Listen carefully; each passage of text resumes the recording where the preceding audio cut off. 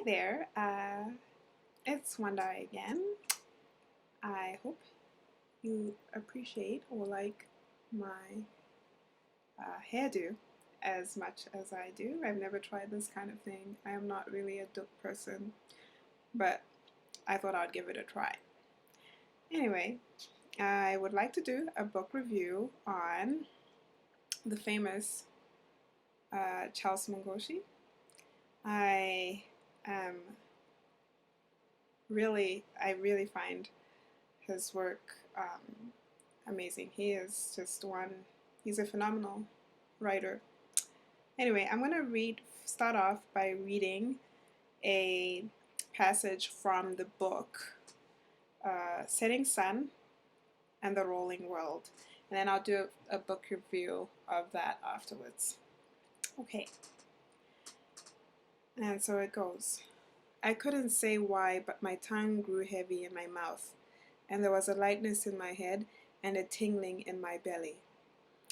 I could hear Chemai breathing lightly with that lightness that is a great effort to suppress a scream, almost a catching of the breath as when you have just entered a room and you don't want anyone in the room to know that you're about. Suddenly, through the dark trees, a warm wind hit us in the face, as if someone had breathed on us. My belly tightened, but I did not stop. I heard Chemai hold his breath and gasp. We have just passed a witch. I wanted to scream at him to stop, but I had not the voice. Then we came out of the trees and were in the bush and short grass. Climbing again, I released my breath slowly. It was much lighter here and cooler. Isn't that just amazing? Just amazing. Anyhow, I have written down my notes over here on my phone, so I'll be looking down as I am talking to you. So, first of all, I'm really excited to do this review.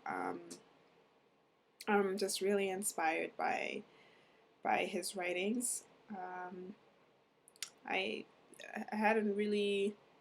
I think I've read one of his books before, and this is the second book I'm reading. So I was really struck by the emotions that are evoked in Chaucer's writings. You can feel the degree of the pain, or each emotion that is evoked is just done so in a very it's done so in a very honest and a very human way. He's able to evoke such emotion through body language and other natural things. And as I have said, his stories are really sad, but they're really honest, I think. So I think whenever you're very honest as a writer, there's something very, it makes you likable. It makes you real, I think. So, and I think that they're strong, like the characters are strong in that sense, because he shows their vulnerability, he shows their fragility. So I think there's a certain strength in that, I think. So the stories are set upon the Zimbabwean landscape, and the language used to describe is very poetic. And I almost want to quote almost all of the whole book, because there are a lot of proverbs, and some of the proverbs he uses are things like I don't know if I oh yeah, there's a story about a boy with his grandfather whom he visits often because he cannot stand basically he can't stand his dad.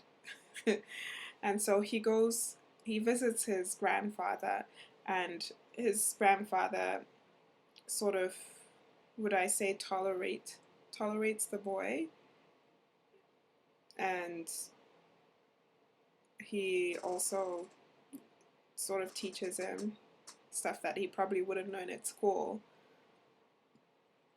right? And so he says this, the day is for watching and listening and learning. Boy, do not sleep. Yeah, so I'm really fascinated. Like I find a lot of his stories are very, like, the relationships are so complex, and